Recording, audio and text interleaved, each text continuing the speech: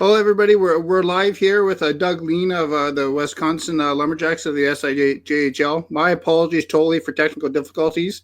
You test everything last night and it works, and then as soon as you go try to go live, there's always problems. So, Doug, I apologize and thank you for waiting. No worries, Jay. Thanks for having me. So, first question is Spooner. What's your weather been like up there compared to what we're here in Sault Ste. Marie? Cold. We had a long winter here. It snowed. We had snow all the way into I think we had snow in June, and it's been a crazy winter. It just kept stacking up, and everybody's scrambling, finding places to put it, and it was a good year to sit here and ponder and think about the upcoming season, and wish we'd had some SIJHL hockey on some of those cold, snowy nights, but we got a few coming up this year. And my first question is, and you might not know, but being the owner, GM, and coach, why do you think the SIJHL thought Spooner, Wisconsin would be a great, strong market for junior A hockey? Yeah, I mean, it's Jay, I get asked that question all the time. And when we sat down, I guess I got to go back 2 steps. When we sat down and started working on this project here, my fiance and I, Sophia, and my mom and dad, my family, we looked long and hard at the North American Hockey League, and we looked at that, and we were really committed. We were really committed to the Tier 2 route. We explored some other options in the very beginning, and unsure whether this was even a route to go. And this was a project that we focused solely on Spooner, and here in northern Wisconsin, this is our hometown area. So, and then when we kind of settled in and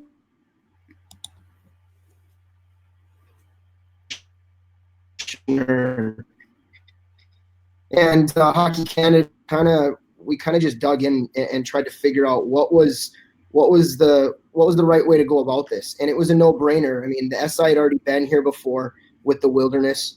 I don't think anybody could say that the Wilderness would be as successful as they are now or in the NA if they had not had the run they had in the SI.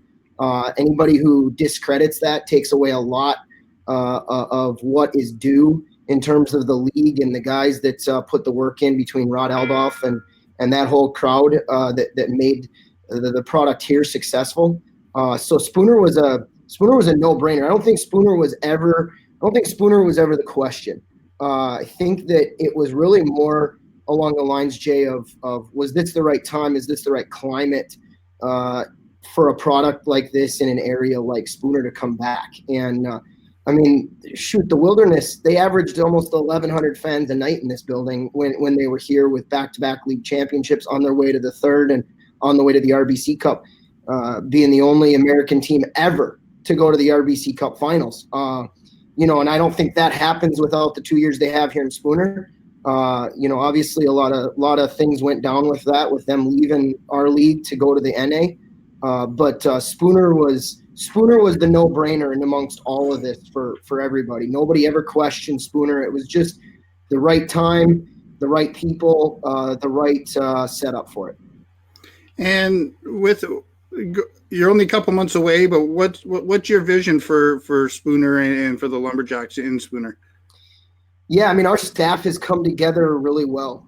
Sophia and I really worked hard to put this together, and between her and I on a day-to-day basis, my mom and dad on the fringe, and more on the back-end business side of it.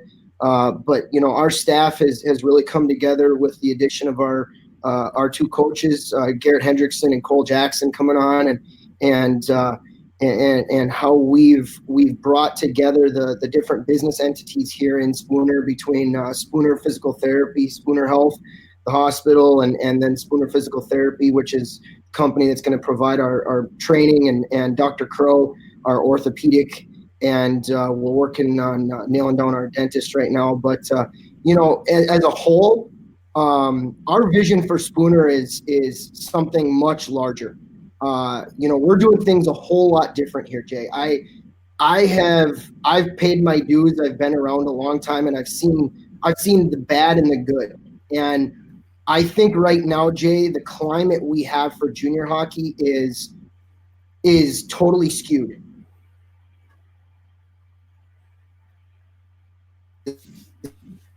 the money in all these camps and these main camps and pre-draft camps and $350 here and $150 there and travel expenses and you're dragging these kids along to join your tier 3 team with the promise of getting called up to your tier 2 team.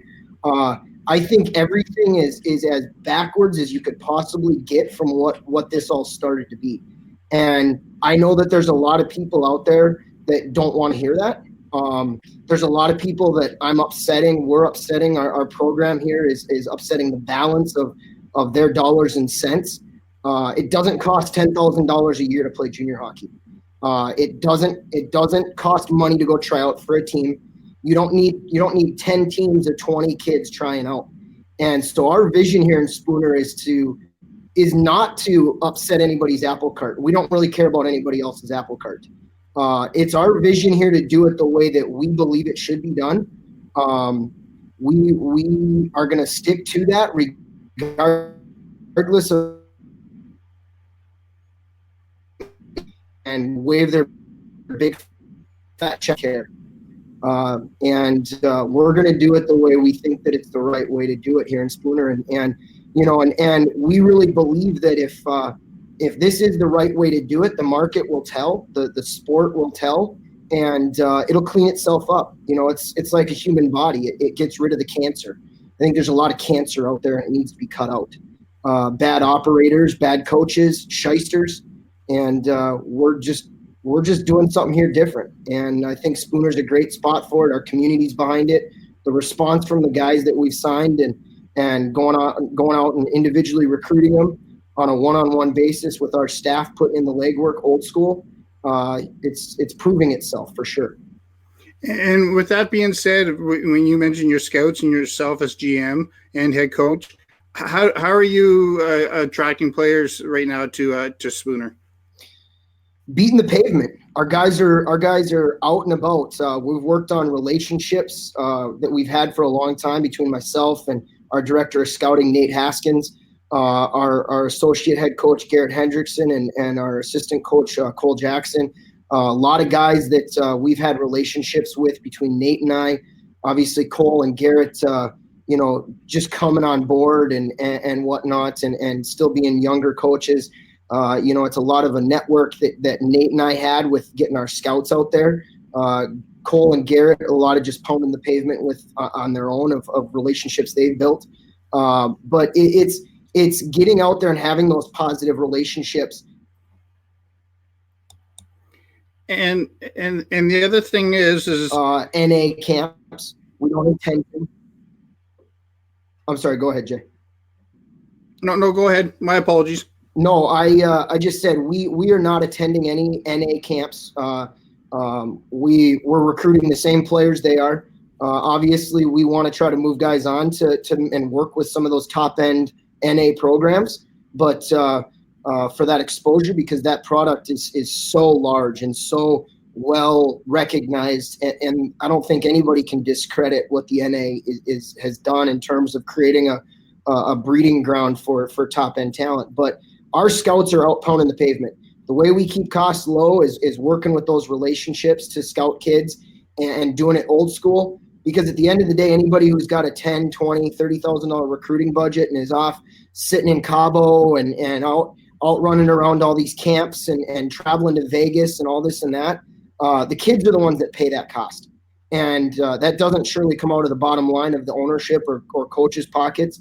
It's just we just don't believe in that. So we're just doing it old school, the way I was taught to do it, and creating relationships with the guys you want and making them feel like you want them and letting them know you want them here to be a part of the product that the team we're building and what we believe we can do to help them further advance their hockey career.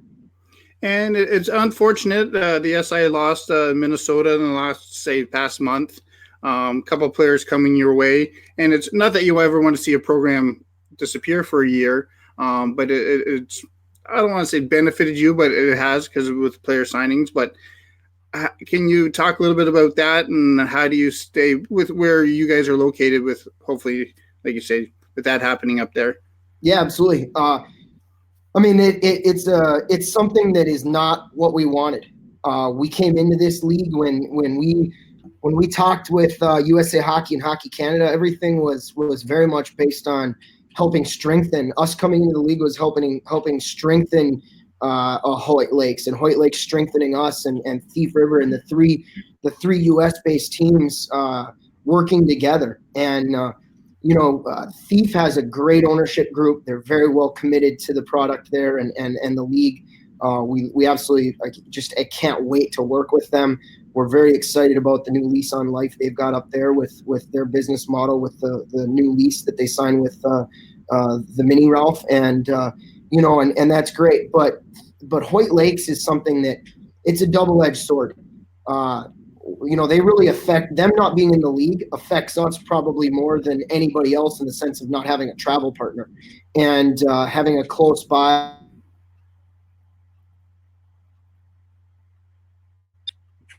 And on the a little bit more in terms of cutting out that partnership there. But the other side of the coin for that is this: we need that program to be strong, and to say that them continuing to operate in the fashion that the last 2 years have been, that wasn't good for them. It wasn't good for anybody. And I know Brian worked really hard with how on his end to put it together to try to do it the right way to keep them in the league this upcoming season, and it just didn't play out. And much to the chagrin of everybody in the league, it didn't work. And USA Hockey and Hockey Canada have been gracious enough and understand the importance of that program there to allow us as a league to take a year off with them, work hard.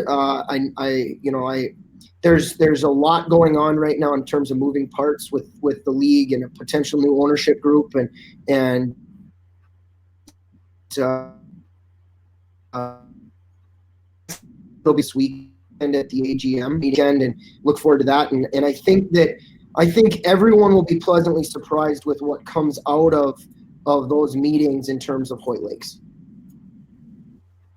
And then that's exactly it. And I'm a father to two adult boys, and they have played hockey. But for what they've done in Minnesota, again, tried to keep it going. But it's better off to take that year leave of absence when sending your sons there to play, and also the bottom line for the owner. It's better to take a year of absence and put them through of the season like they had last year, right? Yeah, absolutely. And you got to think of the guys, right? You look at 20 plus boys that are there, and they're grinding and beating their heads against the wall, and you got a coaching staff that's grinding every day to keep the guys happy and safe. And it's just a tough thing. And we have benefited from it for sure.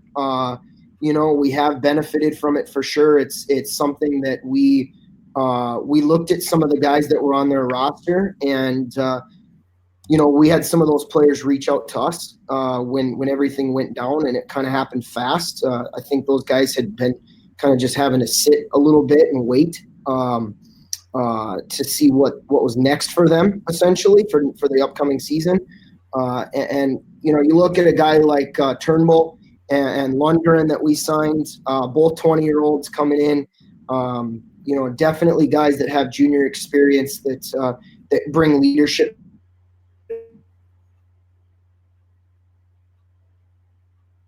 and can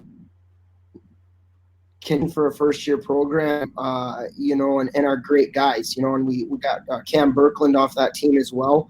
And really, to be honest with you, outside of the fact that those are all three guys that we really pinpointed that were guys that we felt could help our club, and we could help them try to advance and what's next for them for hockey. But more so than that, you look at when a situation like this goes down with a Hoyt Lakes, and you really, again, circling back, have to think about the players more than the business, more than the league, more than the team. You got to look at those 20 guys and say, okay, what can we do as a league? What can we do as other member clubs to try to help those 20 players either find homes within our league or find homes outside of our league, and in the CJ for those that are qualified and have that skill set, the NA or the NA3, whatever the case may be, within the Hockey Canada or the USA Hockey infrastructure.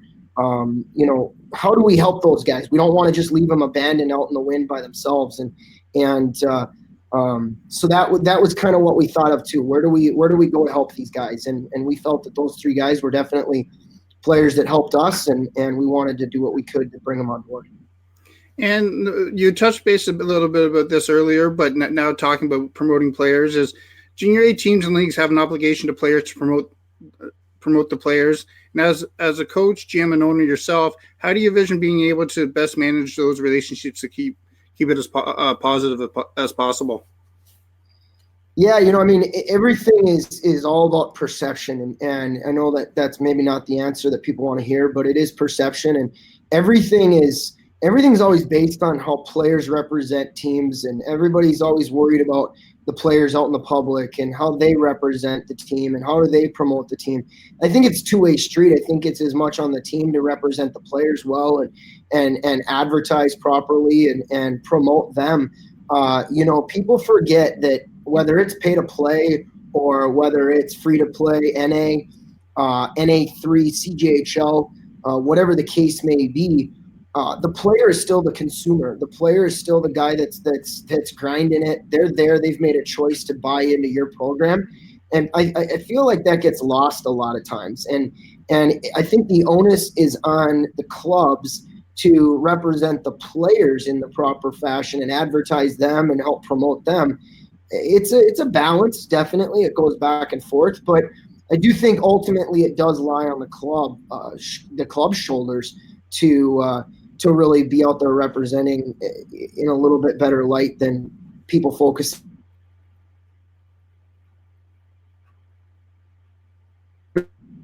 Play hockey.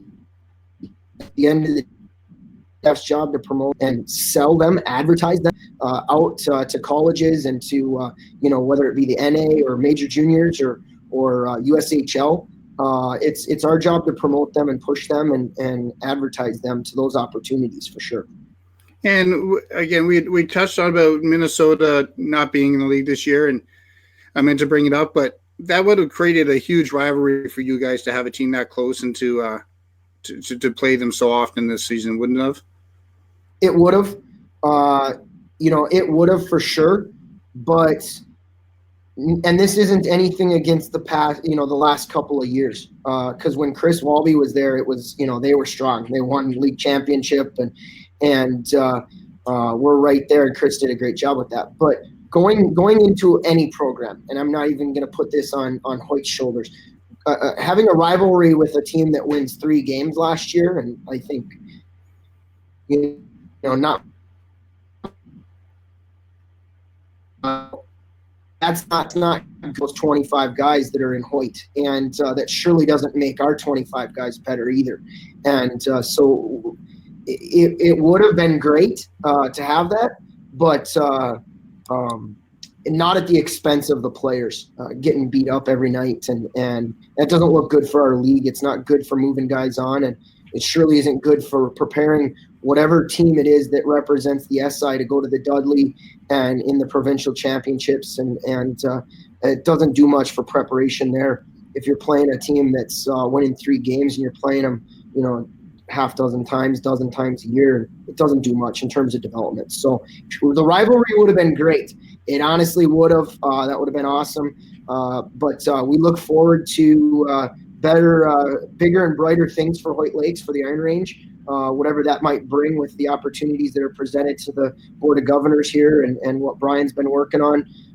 And I think that the fans and the public at large will be very pleased with what I think comes out of that. I know that we have some great guidance with some of our governors that have been around a long time. Mike Severson up in Dryden. Mike's been around a long time, and Kurt and those guys, and then Scott Calloway and his family. A lot of good guidance there, and then obviously Thief and Wayne and whatnot up in Fort, and so we've got a good strong platform to make a good decision here. and I think that everybody will be happy with that.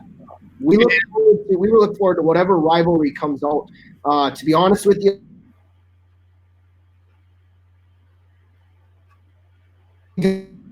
gonna look for what it was back in the day when Minnesota, with the Wilderness, when they were here in Spooner, that was the big rivalry, Thunder Bay and the Wilderness. So it's a short little travel for us up there, about 5 hours, and so we'll see how that all shakes out. And now back to the Lumberjacks is what kind of team are you looking at to put on the ice this year, and what style of hockey do you look from your players? Yeah, we want high IQ guys. We run a pretty complex outside structure. What that means is our staff here we're all Minnesota products in the sense of whether it's playing, coaching, or the three of us are all that Minnesota style. So and the system that I've really put in front of our staff that we're kind of morphing a little bit is one that is a high IQ complex outside structure, but a read and react inside structure. It allows the guys to understand the parameters of what we're trying to accomplish, but it allows them to read and react and create pond hockey style inside of that. We want these guys thinking what they're doing and based on what they're seeing. And you can't coach robots, and you can't say, I need you to stand here and I need you to stand here. It needs to be, here's what you look for. That's a lot of film. That's a lot of seeing what different reads look like, different looks from different teams and setups, and then letting the guys be able to recognize that and make those decisions on the ice.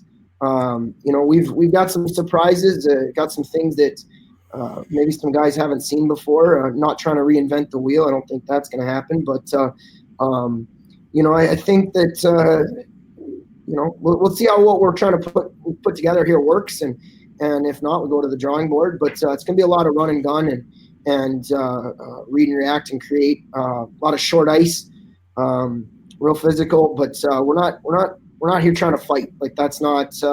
I don't think we've signed or have anybody on our board right now that we've said, gee, he's coming in, and yeah, his biggest attribute and quality is he can fight. That's just, it is what it is. It's a part of the game.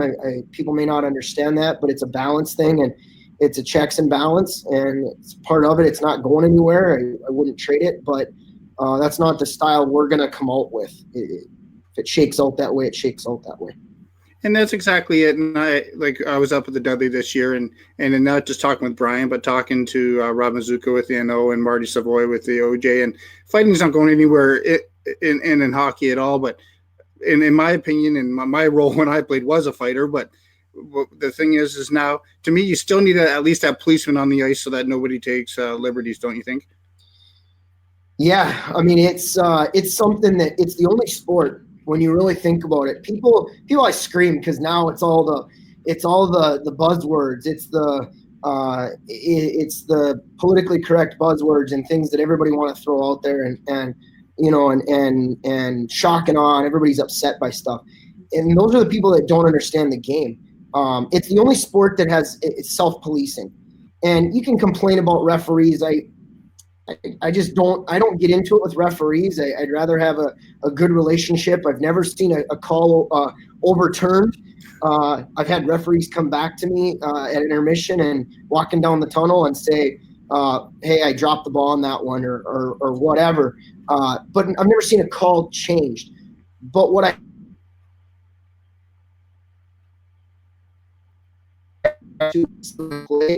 a matter of minutes within a game when they're held accountable. I think accountability is probably the one word that resonates across our sport from every level, from senior men's league, 65 and over senior men's league, down to a host league, to the NHL, to juniors, to high school, to all the way down through. Accountability, I think it's a word that really fits a need at every level and every aspect of our game.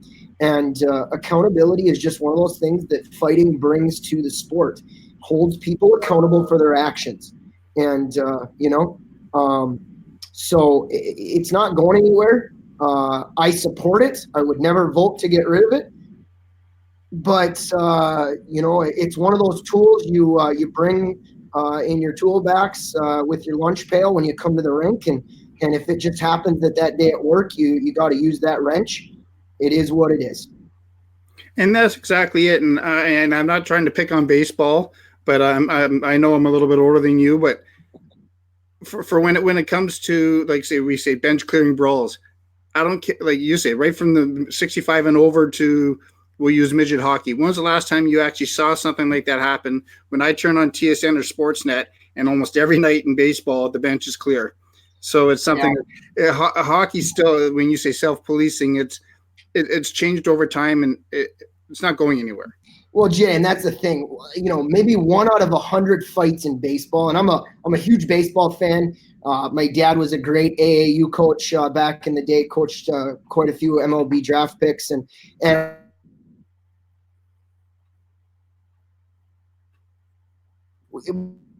maybe 1 out of 100. Do you ever see that it actually imbalance in and it holds anybody accountable? I mean, Jose Bautista, when he gets jacked at second base, he comes up with a hard slide, spikes the kid, and I don't even remember who it was he was fighting, and he, absolutely gets wrecked with I think it was a left hand, and just gets bombed on.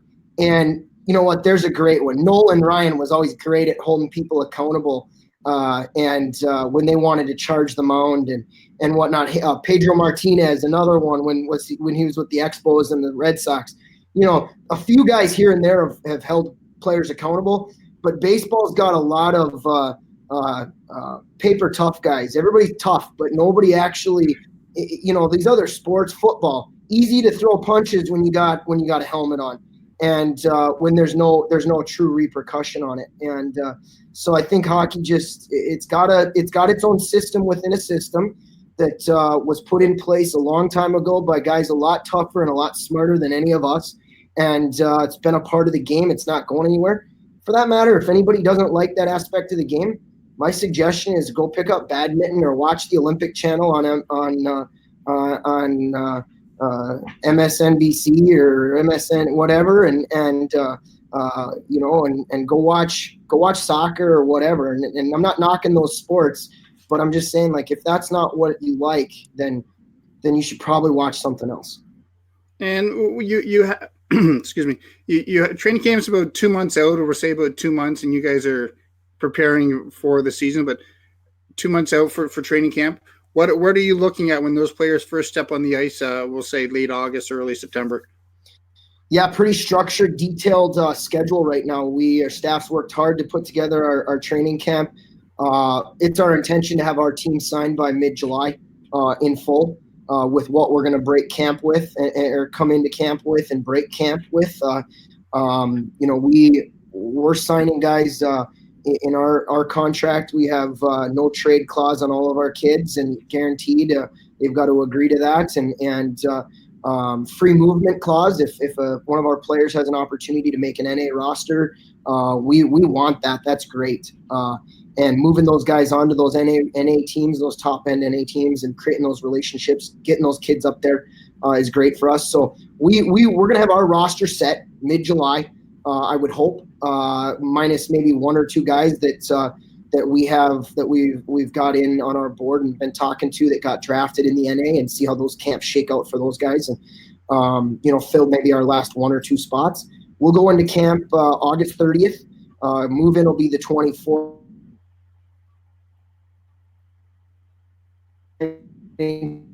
Camp the 30th. Do some open house public, and Saturday the 31st, and the 1st, some matinee stuff the afternoon on Sunday, and then we'll start Monday really hardcore with our dry land and kind of some Hell Week stuff, and beat the guys up a bit. And Cole Jackson, our other coach, has a really strong program in conjunction with Amy Greenfield. Amy was a gal who she's a gal here in town. She's got Greenfield Physical Therapy. Back in the day when Butch Johnson had the building and Rod was in here with Scott Turnbull and those guys, They had some big name NHL guys that trained up here. Amy did all their training for them and whatnot. So between Cole and Amy, they've got a pretty good program, I think, put together. And we're going to kind of beat them up a little bit for 3-4 days. And then we're going to break camp here for a few days and go to place up some team building, team meetings, implement our plans hardcore. The guys will have our playbook starting in August to start getting ready for that. And then we'll come back and then we got about 2 weeks before we before we open the season sometime that 20th, 21st of August. And so we'll it's going to be we feel we've got a good program set up for them. And being based in Sault Ste. Marie, Canada, of course, and being Canadian, are we going to see any Maple Leafs on your roster? Maybe. We've been talking to some guys out of Toronto and that area, and being a first year program, there's struggles. It's hard, and especially attracting the Canadian guys down here.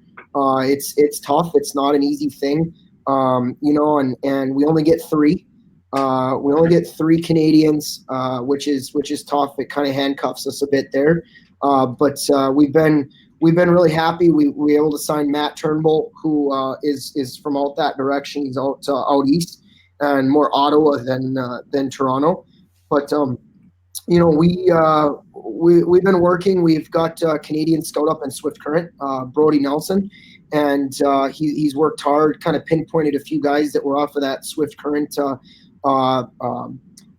midget team this year. And not midget, I think it was their AA team. And I think they went undefeated this year and had a great run. And they got some guys off that team that are looking at the SJ and whatnot, and a little closer to home. We were hoping to pick up a guy off of that team, but it just didn't work out. He signed with an SJ. And but we'll see. I think year 2, year 3, it's going to get a little bit easier for us to recruit in Canada. And once the word gets out about our program and what we're doing, it's hard. It's hard to compete recruiting against especially our Canadian partners that have been there and so well established with Rob in Thunder Bay and Kurt and Dryden and Wayne in Fort. And then now congratulations to Jeff Walker getting hired up in Red Lake. He's a great guy. He's going to do good things up there for them. I was happy to see that was the hire they made with Chris, and Chris is a legend up in Red Lake, the AGM up there, and kind of the driving force with all the positive stuff with Derek and whatnot. And congrats to Derek going to the BC. Big move for him getting out west again, but I think Jeff's going to do good things and carry on what Derek had done. And it's hard to compete recruiting against those guys. They got great programs. The product is strong. They offer those guys a good home, a good opportunity. And so if we can steal a few here and there, and especially maybe one from out your way, we'll take them when we can get them. And that's the biggest thing. And within inaugural season, again, it's hard a little bit. But when it comes to any sport, but especially hockey, it's word of mouth. And when a player, like you say, goes back to Ottawa for the summer, or goes back to BC, or goes back to California, Florida, doesn't matter, and say, hey, I had a hell of a season. I loved it in Spooner. You got to come. That's probably one of the biggest things. And then if they impress you, that's the biggest thing. The word of mouth today is huge when it comes to hockey, isn't it? Yeah, you can. I laugh. When I used to go to these showcases and all these different money grabs, I'd laugh. I see these coaches set up with a big table and they got their banners and their color pamphlets and all the stuff that costs money that translates to $10,000 a year, right? I laugh at that because that's all a joke. That's all a joke. You can market it and you can say best league, best coaches, best everything and all that garbage. It's just that. It's trash on the street. And what I mean by that is this. There is no better recruiting tool than a player that comes and plays for you.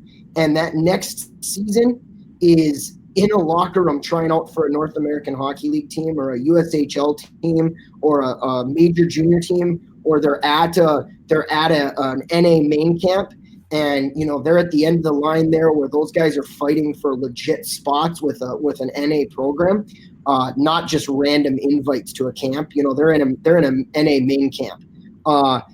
They're sitting there and they've got Timmy Smith sitting next to them, and Billy Bob says, well, Timmy, you don't make this team. What are you going to do? Well, I'm going to the Lumberjacks, or I'm going up to Spooner and play for the Wisconsin Lumberjacks.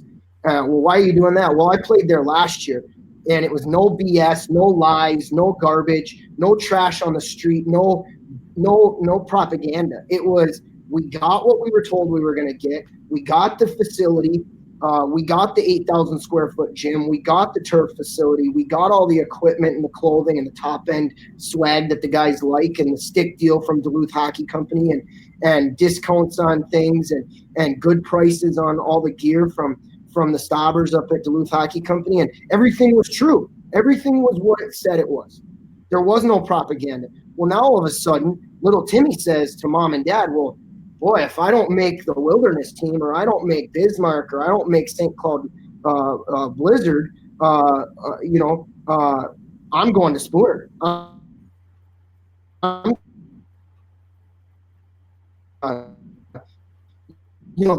Players is the best recruiting tool on the market. And if you treat your players right, and you do right by your families and your players, you don't need propaganda. You don't need to blast out garbage and street trash. And it speaks for itself. You can go and you can fly under the radar. You can take care of your business, build a good program, and move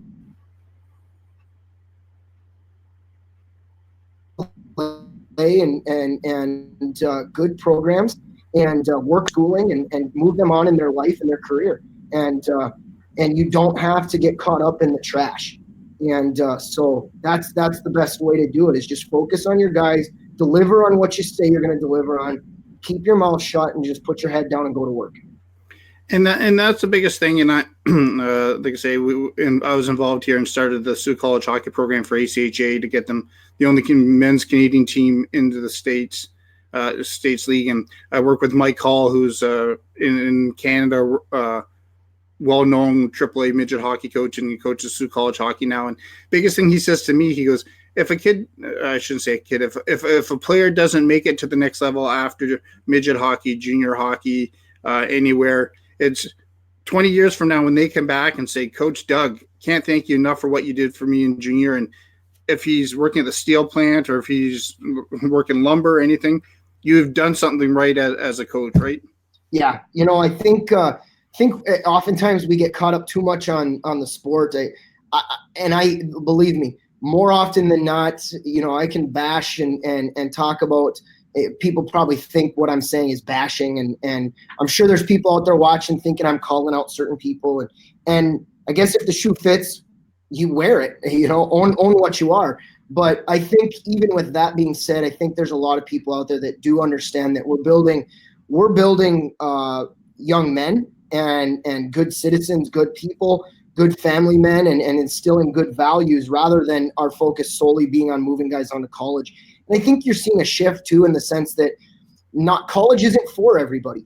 College isn't for everybody. The trades are out there, and I got guys that I know that are working in steel plants or as you said, lumber mills, that are making more money than guys that I went to college with. And I know that it's the same thing with our staff here. They're Iron Range guys, and they got buddies and family that are making six figures working in the mines, and a lot of guys with paper hanging on the wall that aren't making that, and they're scratching pennies to pay rent. And so there's a different pathway for everybody. I think more so here at the junior level, we got to focus on the young men as a whole, not just the hockey aspect of it. I would say this across the board, regardless of some people's hockey practices, I think most people at this level, owners, operators, coaches, GMs, player advisors, family advisors, whatnot, are pretty well focused on the family and the young men as a whole. You don't see too many guys that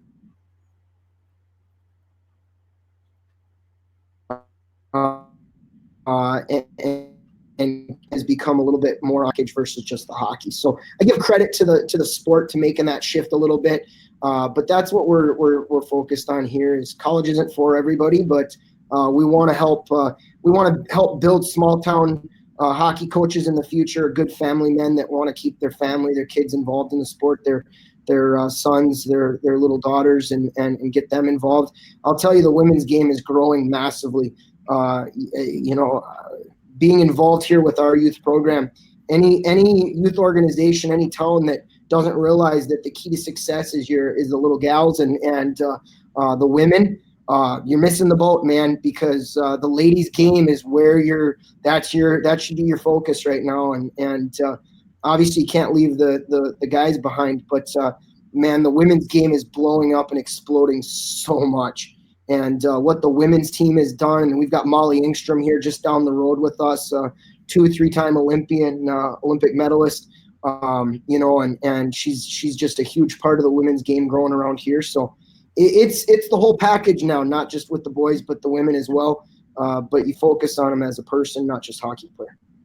Exactly. And before we let you go, and we've talked more about the business end and how to recruit players and that, but come September, as soon as that first blade steps onto the ice, like you say, usually a goalie, like you say, to open the season, what can Spooner Lumberjack fans expect?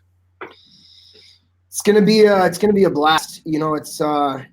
It's something that we're creating more than just hockey here. I equate it to the fact of kind of a 3-ring circus. It's going to kind of be like Barnum and Bailey circus around here. We want our fans to walk out of this building after a game and say, "Holy smokes, I got all that for $10." And it's an entertainment thing. And look at the NA, look at the USHL, look what they do at intermission and how they keep the fans engaged. And we're going to have live music after the games for after parties. Skate with the players for the season ticket holders and the fans. We're going to and create that value for in an area where people make decisions with a pretty good clarity in terms of how they spend their dollars. And I think in today's market, today's economy, in terms of the entertainment end, I think people have tightened their belts a little bit, and they look to the best value for their buck. And we really want to be that. And I know that there's other members of our league that do the same. And we plan on 18-minute,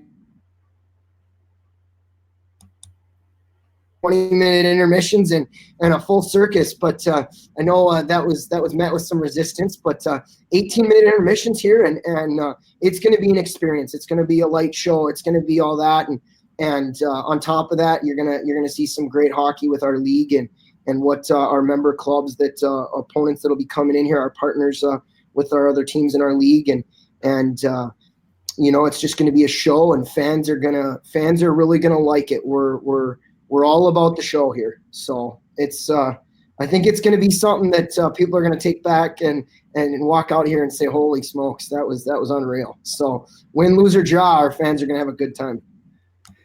And Doug, I can't thank you enough for taking your time today, and I apologize again and to the people watching about the technical difficulties. But it's something I'd like to have you back on again, maybe after the first month, and see if you're pulling out your hair or everything that's happened, to see if it's gone the way the first month has. Yeah, Jay, I appreciate it. It's I doubt I'll be pulling out my hair. If I was going to pull out my hair, it'd be right now. I will say and qualify. Yeah, I wear a lot of hats. It's a team effort here. Our team president, Sophia Pinto, she handles all that day to day. Once the puck drops, she's going to handle all that day to day. The game ops, we'll be hiring a game operations game day manager for that, and to assist Sophia and our staff. We've already got our game staff. A lot of them already signed and on board with our radio and our partners there and our TV. And they're working hard on that. And so, yeah, I wear a lot of different hats. It's a collaboration effect here with our staff. No one really person is throwing any titles around. I think titles are a joke, and people get caught up in that too much. But Sophia does a lot of work and handles all that day to day. And, and between Cole and Garrett, they've picked up a big chunk of what's going on around here. And Nate, I can remember when we started, Jay, it was when this all kind of started and kicked off. It was Nate Haskins, our director of scouting, and I sitting in my basement before we even had our office space set up at the rink here, anything. It was Nate and I sitting in my basement at 2:30 in the afternoon, or in the 2:30 in the evening, in the morning at midnight, scouring film and players with a whiteboard, and me sitting on the floor and Nate sitting at a computer. And we've come a long way in a couple of months, man. It's been crazy. So yeah, I'm the one that sits here and does the interview, but we're a duck, man. We're a duck on a pond. The feet are churning, and it's not just me at all. I probably do the least amount around here.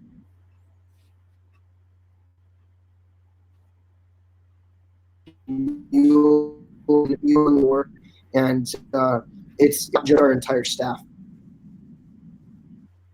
Well, again, thank you very much, and again, we'll schedule for the first week of October.